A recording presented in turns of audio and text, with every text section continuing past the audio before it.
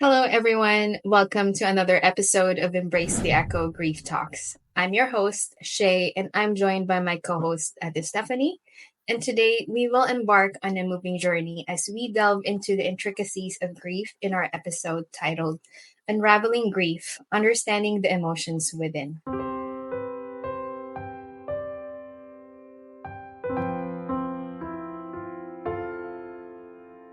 Thank you, Shay. It's a topic close to our hearts, and we hope that this episode provides solace, understanding, and sense of connection for those navigating the complex terrain of grief. Grief isn't a linear path, it's a network of emotions, and today we're here to explore the various facets. We're not just observers, we're participants in this conversation, and each of us carries our own experiences of loss and grief. And today we want to share those stories with you. So it's about opening up, embracing vulnerability, and understanding that we're not alone in navigating these complex emotions. As we explore the depths of grief, we'll touch on the wide spectrum of emotions, sadness, anger, confusion, and perhaps unexpected moments of joy. Grief is a mosaic of feelings, and in sharing our experiences, we hope to shed light on the diverse ways people process and cope. Throughout this episode, we'll intertwine personal narratives and insight, aiming to provide not just information, but a comforting space for those who may be going through their own journey of grief. We want this to be a conversation that resonates with you in a way that feels genuine and supportive. So, whether you're currently navigating the currents of grief, supporting someone who is, or simply about the human experience, join us on this emotional journey, unraveling grief, understanding the emotions within. So, the importance of identifying emotions in processing grief. Before we dive deep into the various emotions and feelings associated with grief, let's explore why identifying emotions are vital in the grieving process. Absolutely, Steph. So, one of the first reasons that come to my mind is self-awareness. So, grief can be an overwhelming experience, as both you and I know. Identifying and being aware of our emotions allows us to be in touch with ourselves. Self-awareness is indeed a powerful tool in facing grief. It's about acknowledging the pain, the sadness, the anger, and even the moments of relief, of unexpected laughter. Understanding what we're feeling allows us to make sense of our own emotional responses. And it's not just about self awareness, it's also about validation. Grief is a deeply personal journey. And when we identify our emotions, we validate our own experiences. That validation is a crucial part of the healing process, helping us feel seen, heard, both by ourselves and by those people around us. That's right, Shay. When we acknowledge our emotions, we normalize our grieving process. Grief isn't a linear path, it's a series of ups and downs, twists and turns. Recognizing the variety of emotions associated with grief helps individuals understand that what they're feeling is a natural response to loss. Yes, and let's not forget about coping strategies. Different emotions require different approaches, and by identifying specific feelings, we can actually tailor our coping mechanisms to address our unique needs. So, whether it's seeking support, engaging in self care, or expressing ourselves creatively, understanding our emotions helps us choose the right tools for healing and even ways to express them. Yes, and communication is another crucial aspect. Grief often involves our relationships with others. By identifying and expressing our emotions, we can effectively communicate our needs, share our experience, and seek support we require from friends, family, or professionals. And by identifying emotions early in the healing process, we can actually prevent emotional suppression. Ignoring or suppressing emotions can lead to long term difficulties, and really allowing ourselves to feel, even if it's painful, can be a proactive step in preventing complications and promoting overall well being. It really comes down with facing the emotions head on and acknowledging that it's okay not to be okay. By doing so, we take a step towards healing, understanding, and ultimately finding a way to live with loss. Exactly. So, in the tapestry of grief, each emotion is a thread that contributes to the whole picture. It's a journey that's uniquely personal, and by identifying these emotions, we give ourselves the tools to navigate through the intricate terrain of grief.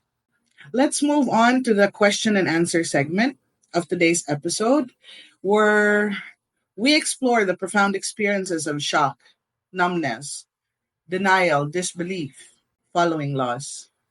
And for the first question, I'd like to ask you, Shay, can you recall any specific moments when you felt overwhelmed by a sense of shock or disbelief about what happened? So, if I had to recall, during the time of my second trimester pregnancy loss and the course of my hospitalization, there were actually three times when this sense of shock and disbelief happened. So the first time was, when we went to the ER after my water broke, at home at 18 weeks. The doctor was actually doing an ultrasound to check the baby's heart rate, right? And it took them some time to actually confirm. The doctor said, "I'm sorry, but one of your baby no longer has a heartbeat." So, I was not able to make sense of what I just heard and what just happened. It felt like I heard what he said from one ear and it went out the other. It didn't register to me that he was talking about one of my baby that did not survive while the other is still alive. So, if I was to describe that feeling, I felt, numb, shock, and disbelief. It felt like I was stunned. Um, I was there physically, but not really there. You know what I mean? Yeah. It was overwhelming in a way too, because I did not know how to feel or even react at the moment, considering, okay, Gio's gone and Josh is still alive. So, like, how am I supposed to feel at that time? So, I don't know whether to feel sad or hopeful. It was a lot to process, if you can imagine, right? Can imagine, yes. Yeah. The second part of this shock and disbelief was when it was the time after I had to make the decision to be induced for Josh, as I was already pretty much showing signs of infection, sepsis due to the retained placenta from Gio from 3 weeks ago, right? So the anxiety to the anticipation of another labor pain and the immense grief, both emotional and just the psychological pain I felt, to know that I had to make a decision to save myself and totally lose the other twin. It was unbearable to even comprehend that my body's almost instantaneously went to shock. I guess you would have called it septic shock, right? So the clinical manifestations I had was I had fever over 40 degrees, full body shivering, almost like a convulsion, labor and emotional pain. And I think at one point, I'm sure some altered mental state, because at one point it seemed like the time stood still. And in my thoughts, I asked myself, can I die from this? It was something overwhelming for my brain to even process at that time. I can actually just imagine what that would have been like for you. And I commend you for your strength. Thank you, Steph. And the third part was when we left the hospital. I was no longer pregnant, very numb, and just feeling very disconnected from my body. I'm literally, I felt empty, literally. Yeah. I went in with like two babies with me in the ER and then left without them. Mm. So it felt like a nightmare for Yeah. me, like I would, like I would wake up from that dream and none of the things that happened was real. So, those were some of the overwhelming sense of shock and disbelief Yeah. that I felt after our losses. So, Yeah. yeah, it was hard. Anyway, so I have a question for you, at the Steph. So, in your case, did you find yourself struggling to accept the reality of the loss? And how did this feelings of denial manifest for you in your situation? Well, with the circumstances of how I lost my husband and my son. Of course, yes, I did struggle, and very much so overwhelming, especially, yeah, like I said, the circumstances and how it happened. I'd like to point out, like, on I have 7 things that I had on my mind that I'd like to share, which was, having to process that sense of finality, a finish line for their lives, which was not even planned, you know, um, just coming to terms with the irrevocable nature of their lives, the permanent absence of my son and my husband. It just felt so surreal. And next would be unfinished business. I mean, like, the missed opportunities, the sudden death left a sense of something that just wasn't done, like, not totally done. And then I also thought of dreams and expectations. I had visions of my son in his future. And my husband and we had plans of leaving the country, and we were looking forward to doing that together. And losing them just had to take that all away. And so, yeah, I had to rewrite plans in my head, and shattered my dreams and how I'd cope with the 2 girls. And then there's also the identity of roles. It required a lot of redefining for me, like who I was or how to navigate the world on that circumstance. And then I get to question. I had lots of questions, and for me, I just couldn't find justice. In that point in time, everything was just too profound. And then again, there's loneliness and isolation, for many reasons that I had before the accident happened, my past painful experiences, and then the accident. So, how it made me think how I met my husband Carlos, how we were brought together in all the circumstances of my past, and then it's taken away. So in a way, it just took me to the darkest place that I could think of, very unimaginable. And then, of course, lastly would be, future plans and ambitions, thoughts how to readjust to a future without them anymore, and how to do all of that. And as you asked about denial, well, it's a common defense mechanism in response to a tragic loss. It served me as a shield from the overwhelming pain and anger. To me, it was the avoidance of emotion, so I distracted myself. I kept quiet for a while, but since my kids were so young, I decided to keep doing things for them while I was destructive to myself. I, like, fun things like traveling, road trips, beaches, camping, everything you can think of. I tried doing that because I didn't want my kids to grow up. They were so young when it happened. So I didn't want my kids to grow up um, in a way that they kind of saw a dark and shady person, because they were too young to understand. So all I knew at that time was I had to keep up what it was, thinking of how it was for the kids. So, yeah, denial, in as much as I prolonged it, it didn't make anything easier, to be honest, but it was what I felt was my way to survive. And so, yeah, and I'm here now. And now that my kids are grown up, it's easier to process it because now they're at the age where they understand that pain of grief. Yeah. Yeah. Yeah. Well, thank you, Ate Stephanie. There was a lot that you had to unpack there. You mentioned something about the loss of dreams, of future and expectations for your son and your husband, you and him going for a trip and vacations, shattered dreams. These are things that I can relate to as well. What could have been, and it's almost just like a dream now. Like we don't know what that would look like. So I think that grief really will do that. Will make us wonder, okay, what if, they're still around, Anyway, you also mentioned something about denial being your common defense mechanism in the response to the tragic loss.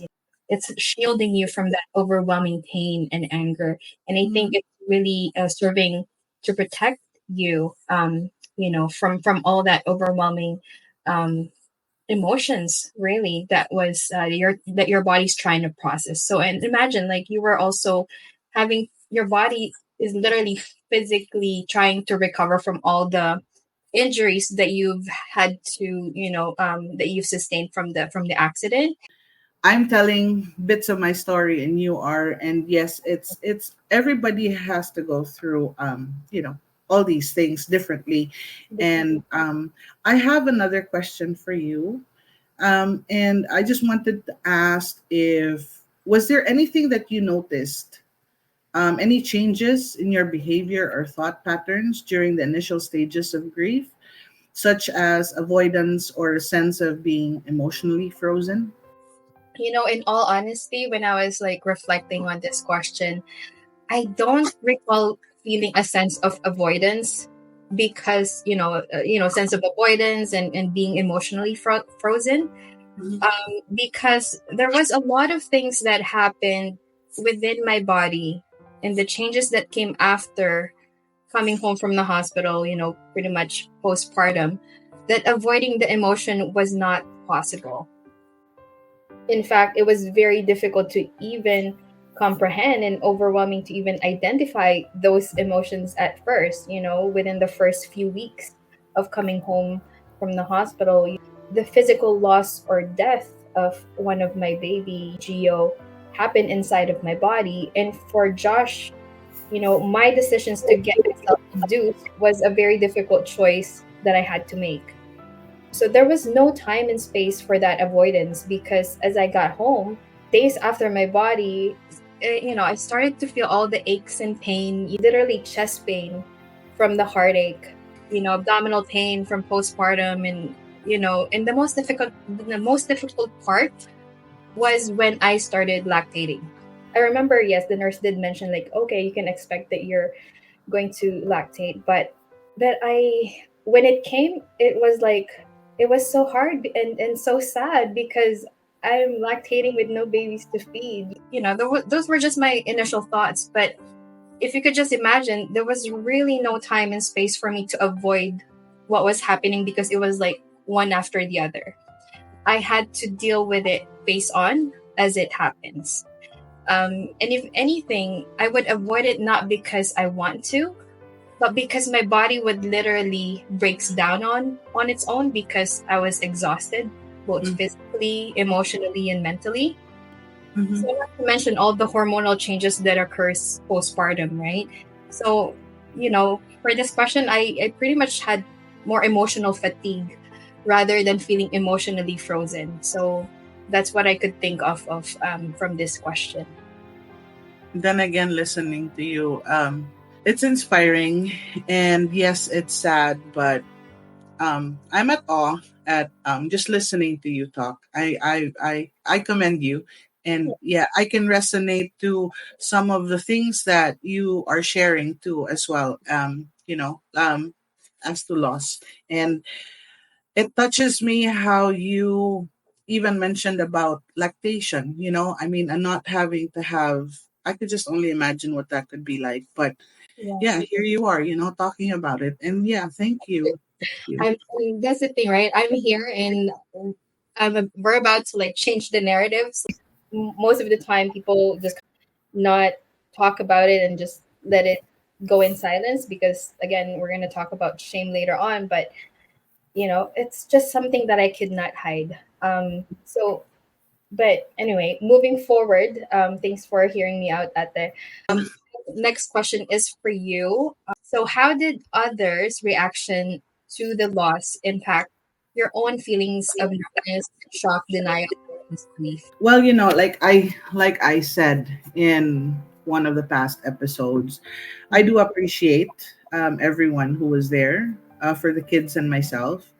I'm so certain, even if I look back and I still remember, um, I'm certain that they all meant well.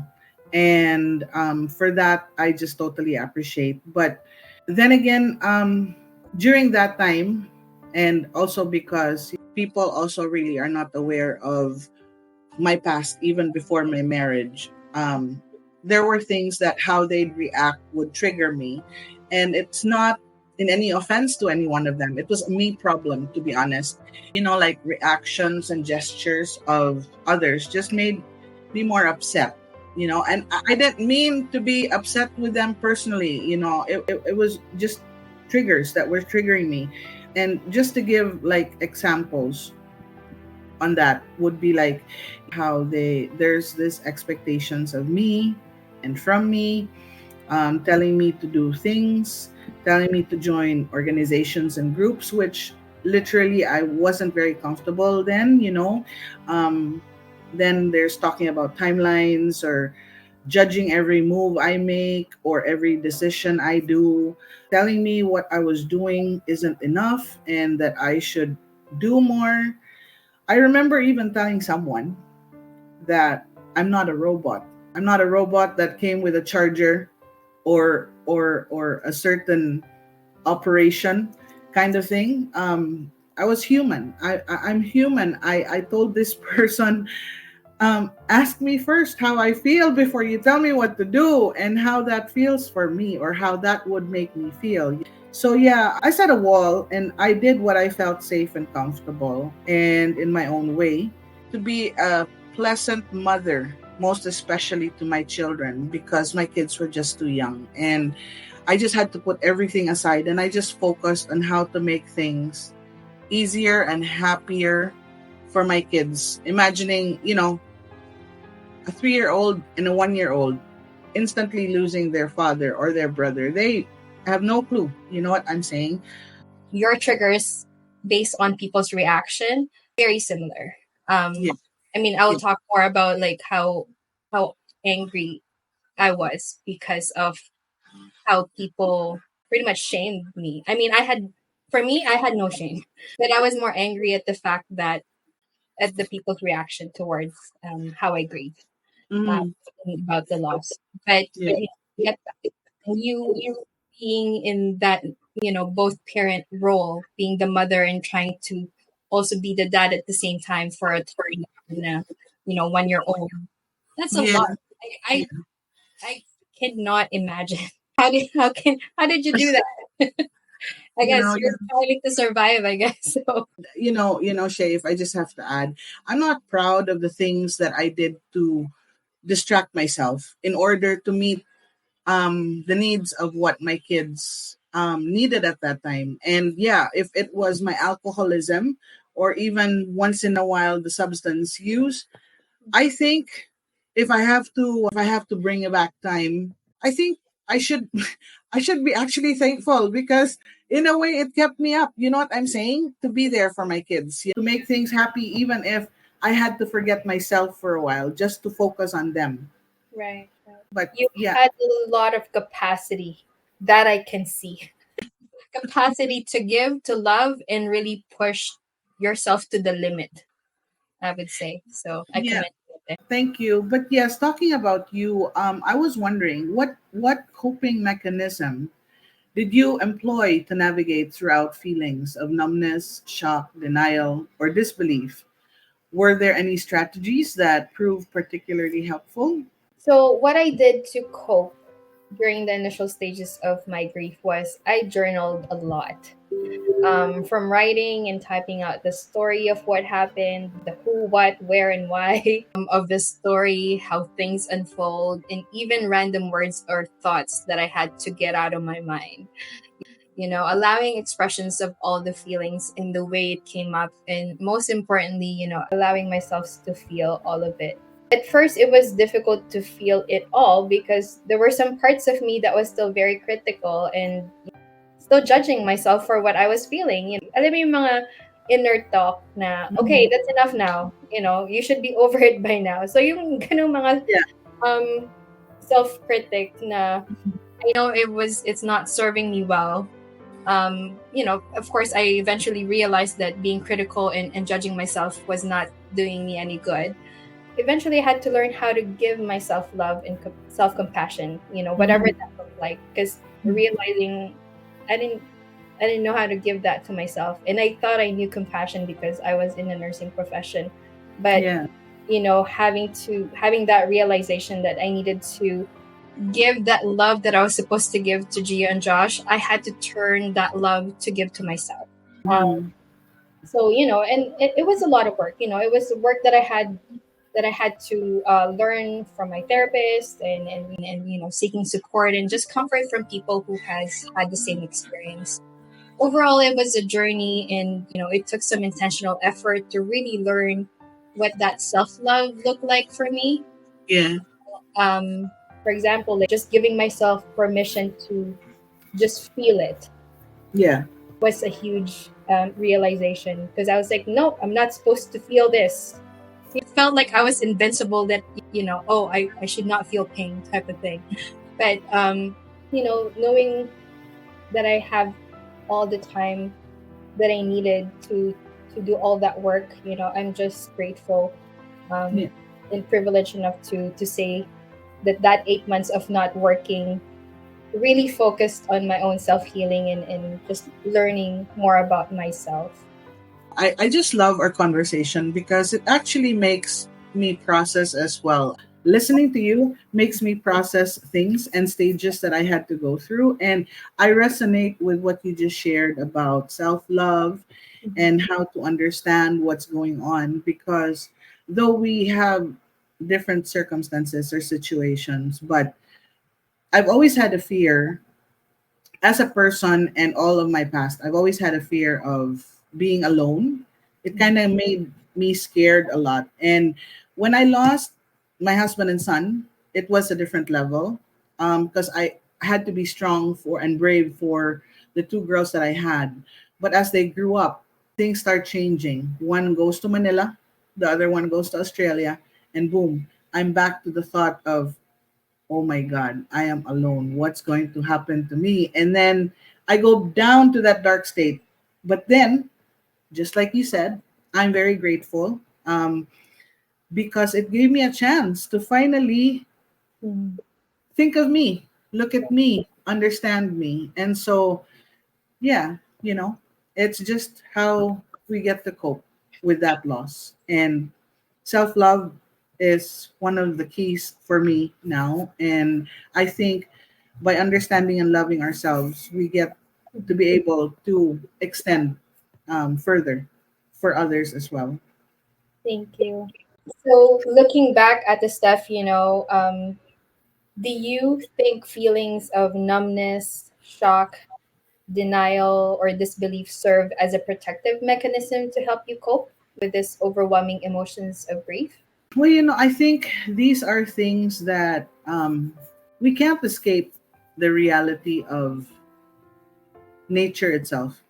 And of course, having to lose someone brings us a lot of emotions and thoughts and triggers and whatnot. But in a way, I think by allowing all of that, it helped me cope because it made me understand a lot of things much better and clearer. So, yeah. Thank you. I mean, it is like from what I've learned and just researched, like those initial numbness, shock, denial, and disbelief, they are pretty much the shock absorbers, of really protecting us from from feeling all the pain, uh, Mm. from the initial loss. So I'm glad that it's there for us, because again, like you can imagine, if you didn't have that um, numbness or protection, Mm. you can only imagine how painful that can be for Right. an individual. So Right. anyway, thank you so much. Why don't we move on to the next part of our discussion? And this will be focusing on the disorganization, the confusion and searching, and as well as yearning. Mm. So, my next question is for you, at the Steph. How has the loss affected your daily routines? and sense of order in your life? And can you describe any feelings of disorganization or chaos? Yes, it has. And just like I've shared in the past, the aftermath, the very beginning, I had a mental block due to the circumstances that affected me, considering I was part of the car accident, treatments, rehab, surgeries, medications, pain management, and all. After that, when everything started to sink in, it was like a loss of motivation. It was challenging to find anything to fit the emotions that I had, to even think of better things. It affected my sleep, my concentration, especially that I had already memory issues and problems due to the accident, and my appetite changed. Well, I do love food.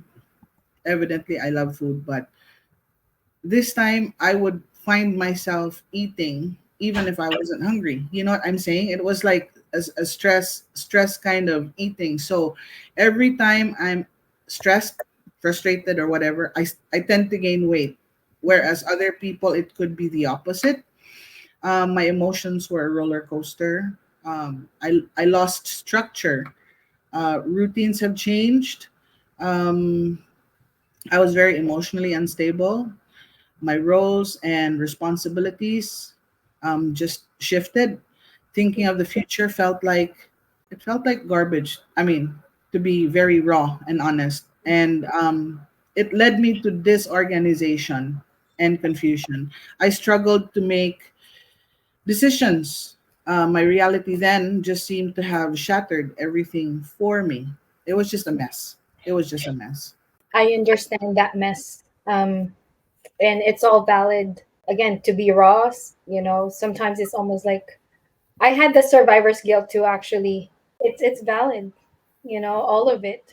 And it's just interesting how the grief and the losses, the aftermath of it all really affects us in a very unique way. That and it's physiologically um, affects our sleep, just all the basic human Right, needs, right? It affects our sleep, our rest. And I see this a lot in my work, right, just dealing with a lot of people with chronic illnesses. It's just the trauma just stays in the body if it's left unprocessed for such a very long time. But you're here now at the stuff. and so are you. That's right.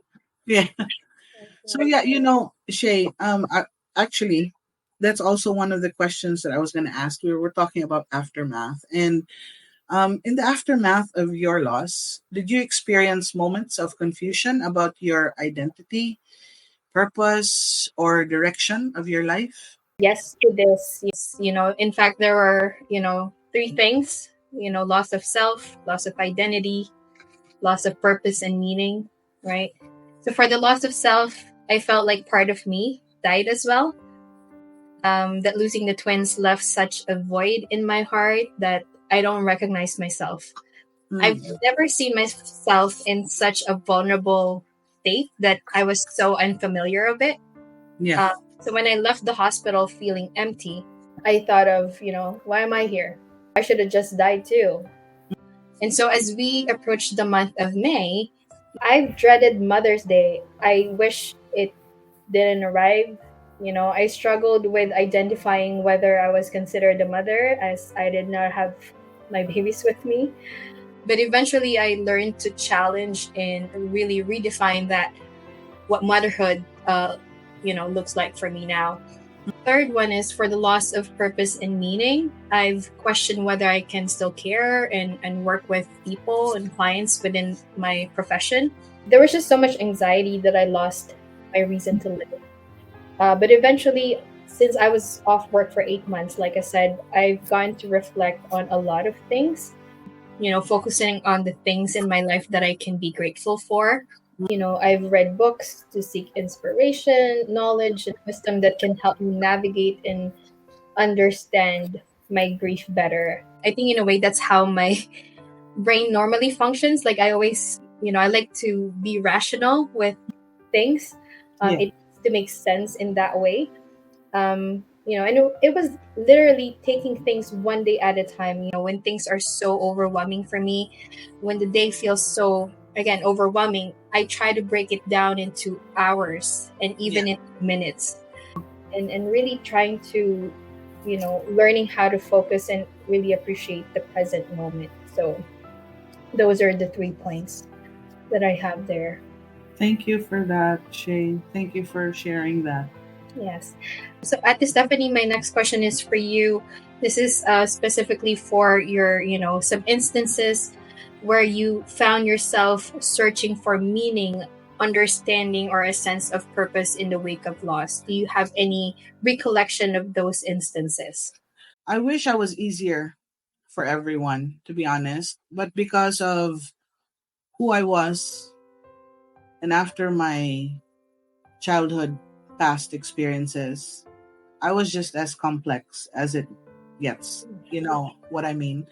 No one could understand me enough to make me sit and process my grief personally.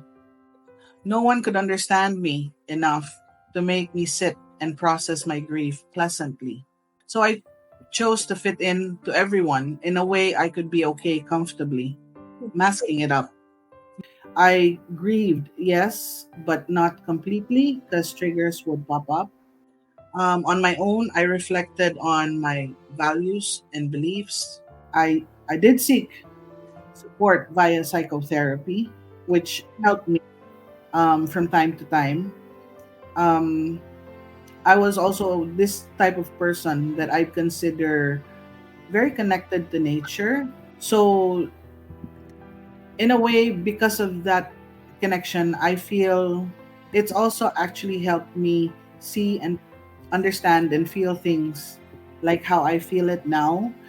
I'd also recall moments with my son and husband if it was something they said or did, and I'd share it, just like previously. I'd tell you my son would always remind me of the sun will come out tomorrow, things like that.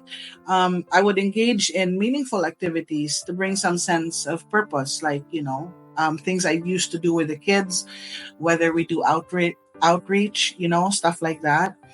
And I would explore within myself questions about life. And I did carry.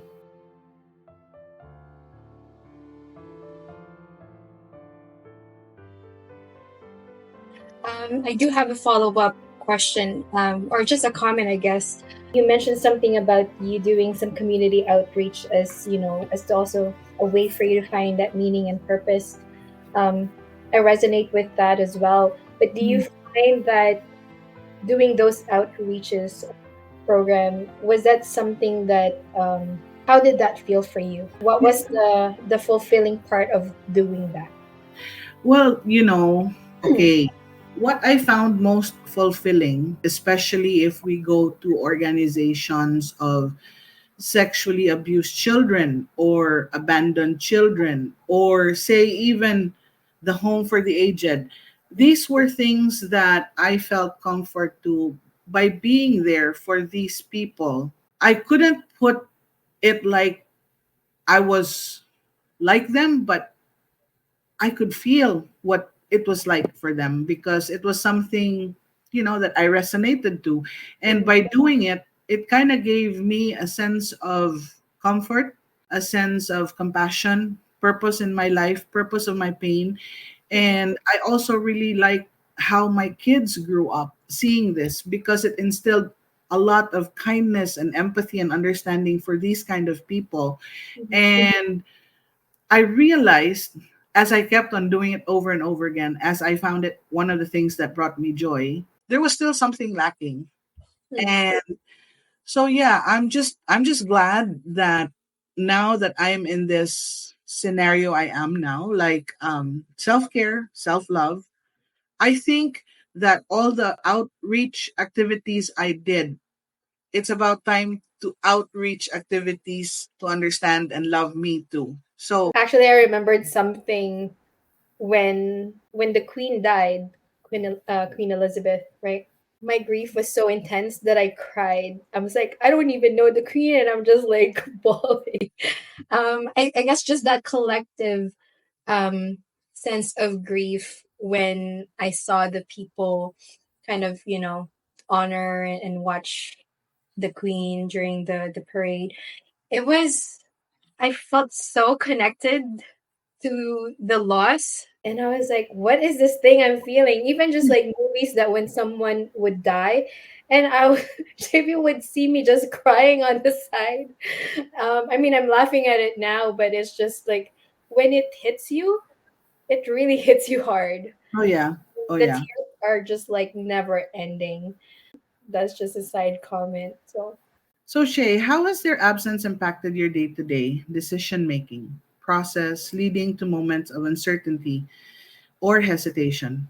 So for this question, I would say it's the emotional impact, right? So due to the overwhelming emotions associated after our losses, it was really difficult to make decisions with such clarity and confidence. There seems to be a sense of fear, anxiety, and the loss of control. Sometimes even doubting my competency, especially when I had to go back to work. I felt like I could not provide a safe care and could potentially cause harm. You know, it took a while for me to start seeing patients because, again, I had to come out there just one client and just to see how that felt like was Right. a lot for me. Right. Again, I had to gradually ease back into work and really checking in with myself, Mm, knowing how I was easily triggered, especially in the first 2 3 months of my work because mm, sometimes you just don't know what you're gonna get. For yes. example, I had a client that um, a young lady who had a C-section wound, and I was like, oh my gosh, this is my first time seeing an infant. Like, I mean, Mm, the client is not the infant but the mother, yeah. and yeah, I actually felt like a sense of I don't know how I would feel. I mean, I read the referral of what I'm walking into, but I guess just that anticipation of how am I gonna approach it when if it comes, right? Mm, It did affect my definitely my work. Work was also something that challenged me because I had a lot of triggers there as well. yeah. I could imagine. The next question at the staff, this is for you. Were there any times when you felt a deep yearning for the presence, of the person you lost, your husband and your son? How did this yearning manifest in your thoughts and actions? Oh yes, Shay, a big resounding yes to that. Especially milestones of my children or trying times or even challenging moments, whether it's health issues or just simply missing them while I'm raising the two kids.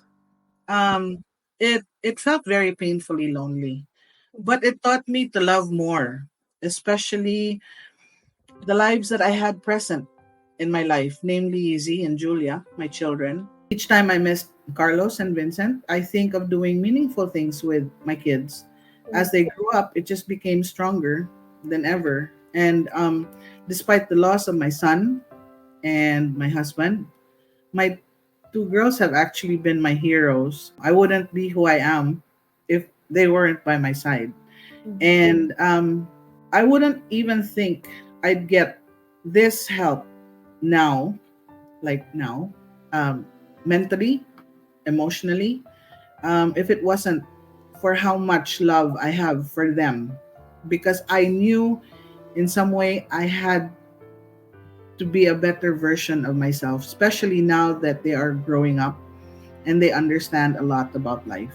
And they So, will actually see that yeah, and see you in because you're pretty much the model for them, right? So you're doing well at this stuff. I like I said when we did the episode when we interviewed you and the kids, Julia and Z, I can tell that you've raised such strong women, and I can only imagine how successful they can become, but, just like well, yeah.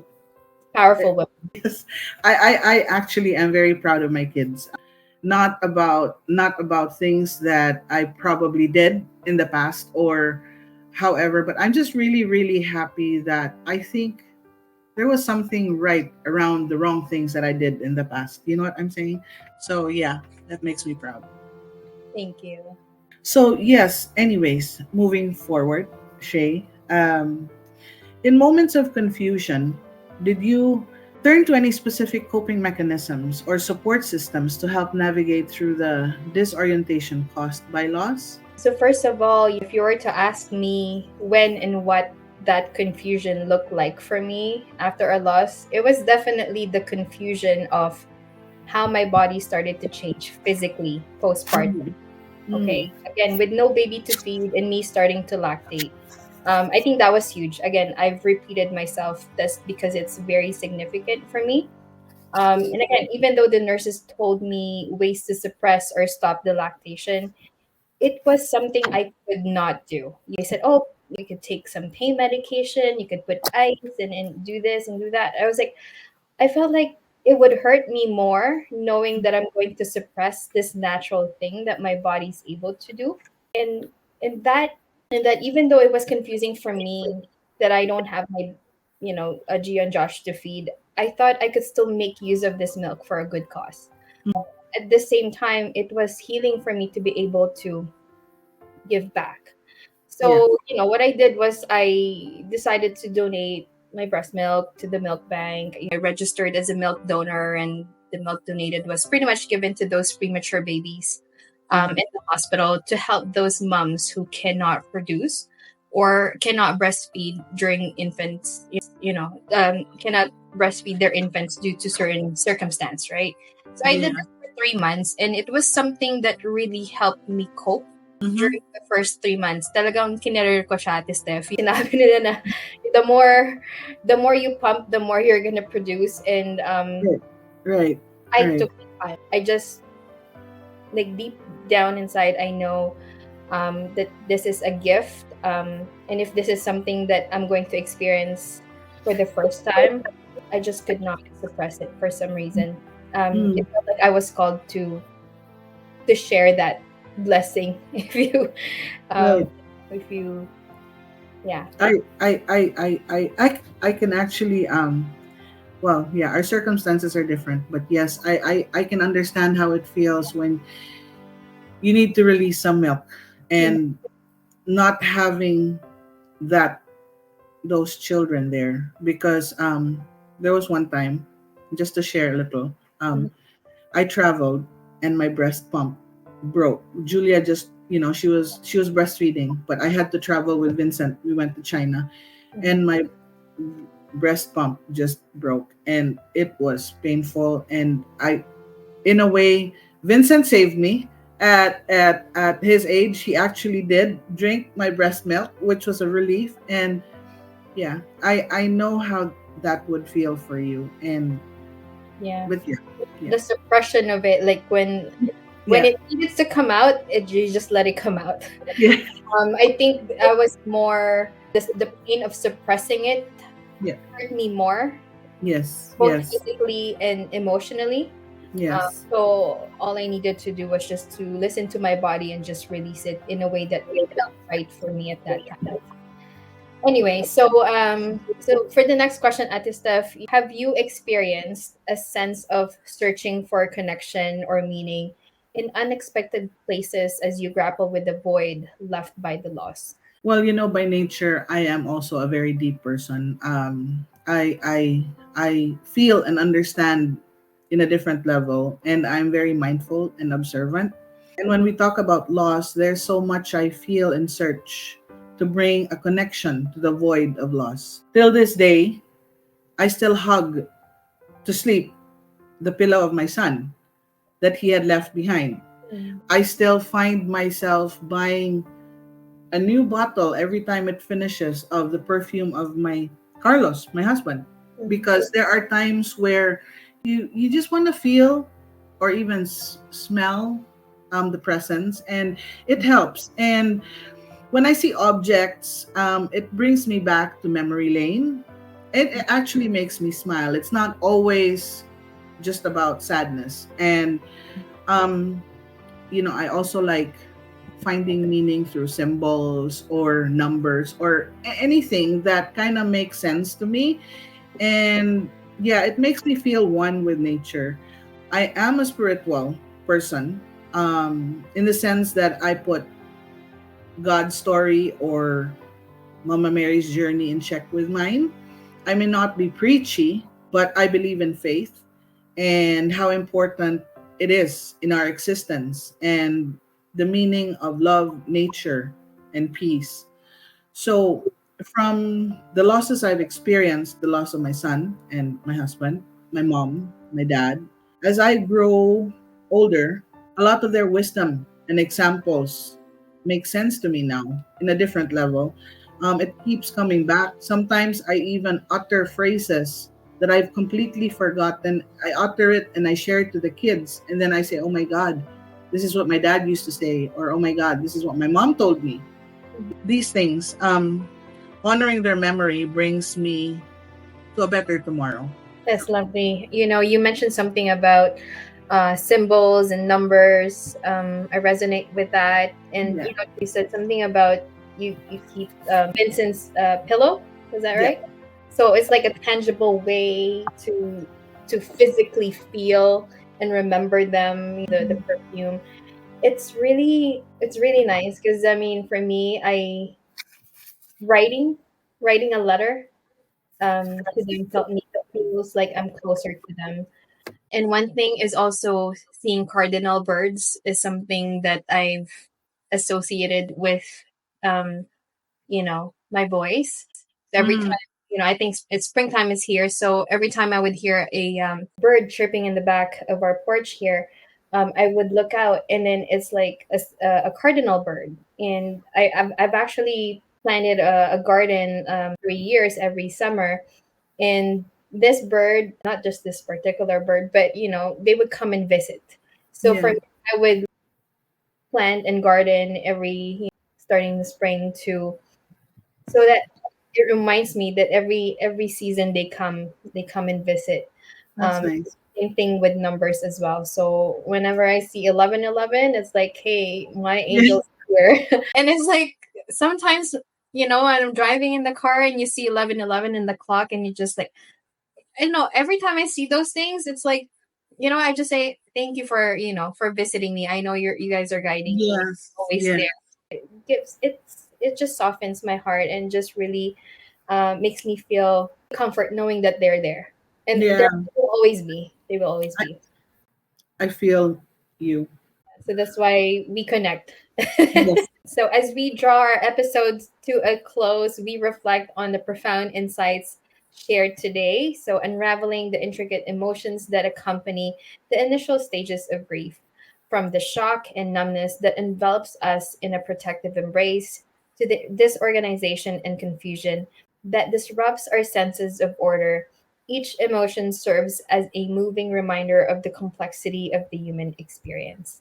We've explored the disbelief and denial that showed us in a veil of uncertainty, acknowledging the searching and yearning that drive us to seek solace amidst the chaos.